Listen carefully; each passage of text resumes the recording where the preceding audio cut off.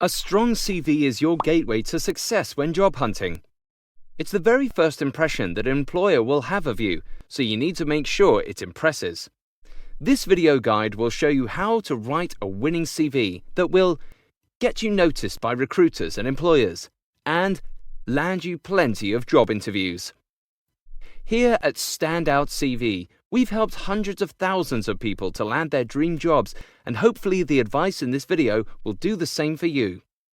During the course of the video, you will learn what research needs to be done before you start writing your CV, how to structure your CV to best please recruiters, how to format your CV for a professional outlook, how to write a profile that will grab recruiters' attention, how to detail your work experience and education, and if and how to include your hobbies and interests.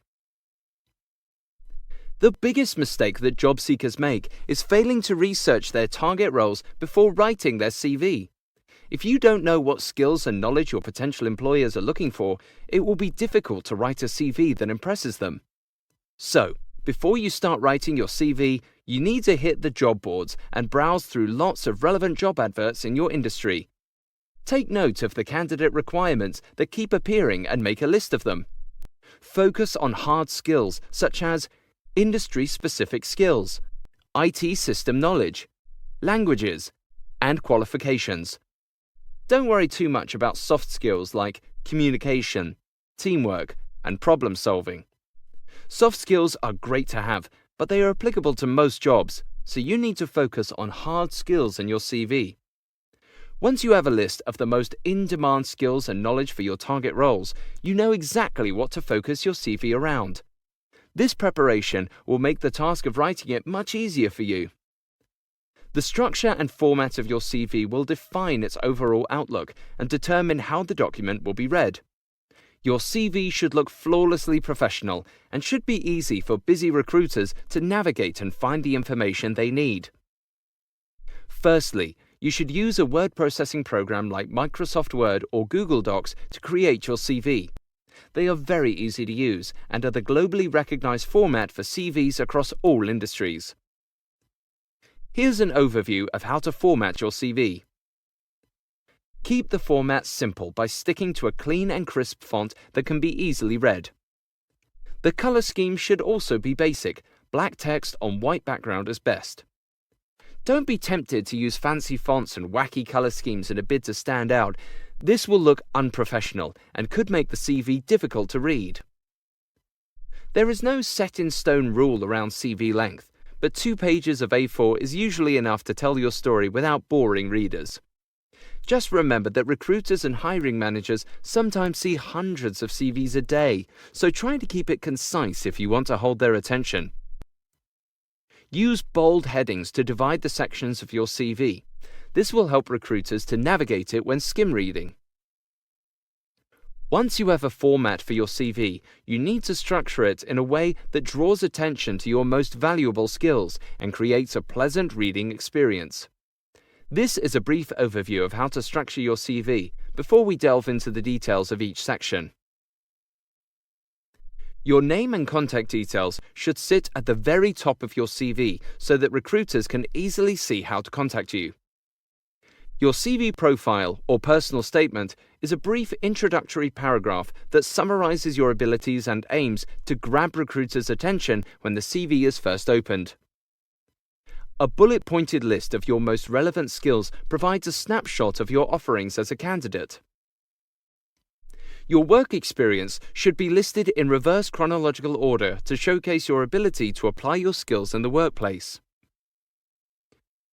Your education should be listed near the bottom of your CV. Hobbies and interests are an optional section and can be added to the bottom of your CV if you think they will add any value to your applications. Now let's take a look at each section in detail and how to write them. You don't want your contact details to be missed, so place them at the very top of your CV underneath your name. You can also add a professional title next to your name to really set the tone of the CV. Anything from management accountant to chemistry graduate. Ideally, it should relate to the roles you are applying for. The only contact details you need to include are your email address, Just make sure it's a professional-looking one with no nicknames. Your phone number and your location. You don't need to include your full address, date of birth, marital status, or a photo of yourself. None of these things will have any effect on a hiring decision, and they will waste valuable space. Your CV profile, or personal statement as it's also known, is the first proper content section of your CV. It is an introductory paragraph which summarizes your skills, experience, and knowledge, and its purpose is to catch recruiters' eyes when they open your CV, excite them, and encourage them to read the rest of your CV. It should give readers a nice overview of your industry-specific skills, types of companies you've worked for, qualifications, and the benefits you deliver for an employer. To write a successful CV profile, you should keep it short and sharp, somewhere between 5 and 10 lines. Pack it with in-demand skills and experience. And avoid using cliché terms like hard-working team player. Underneath your profile, add a bullet-pointed list of core skills, your most valuable attributes, split over 2 or 3 columns.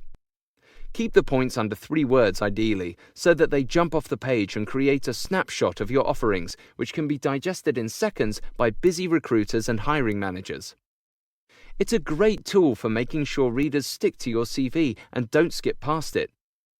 Again, these points should be heavily tailored towards your target roles, including things like role-specific skills, qualifications, market or industry knowledge, languages, and IT skills. They can also be quickly edited if you need to tweak the CV slightly when applying for different roles.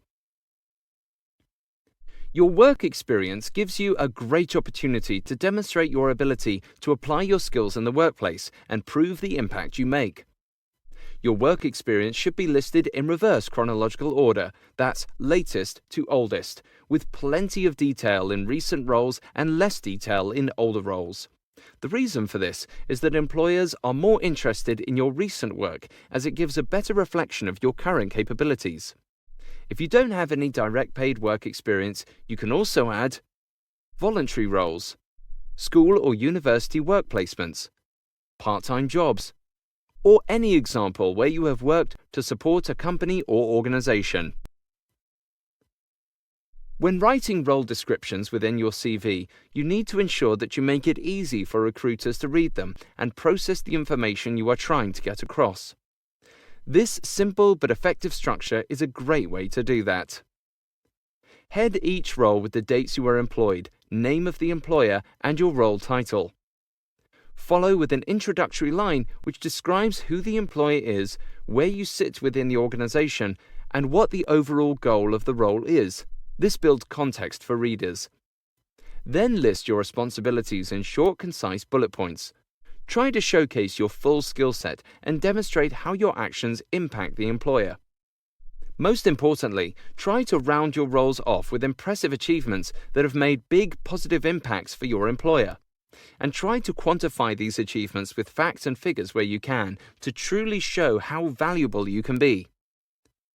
Good examples of achievements include saving costs, generating revenue, saving time, improving processes, hitting targets, and helping customers. Although there should be mentions of any important qualifications in your profile, your full education section should be placed near the bottom of your CV. It should simply be a list of all the relevant qualifications you have along with dates obtained. If you are an experienced candidate, you can keep the detail light here, but if you are a junior candidate, then it will be worth going into some more depth. Hobbies and interests are an optional section, and it's entirely up to you whether you include them or not. You should only include them if you feel they will have a positive effect on your applications. Common interests such as eating out or watching movies probably won't make a big impression on anybody, so leave them out. However, if you have interests that are related to your target roles, then it would be beneficial to include them. For example, you may be applying for writing positions and you run your own personal blog. This will give you a chance to showcase more relevant skills and experience. It can also help to include impressive achievements such as running a marathon or raising money for charity. These types of achievements can show that you are driven and help you to stand out, especially if you have limited experience. That brings us to the end of this CV video guide. Hopefully you found it helpful. If you want to save this video to come back and replay whilst you write your CV, don't forget to like the video and subscribe to our channel. Also, if you want more CV advice or tips on how to land your next job, please leave a comment telling us what help you would like from us below the video. We will make more helpful job hunting videos based on your suggestions. Good luck with your job hunt!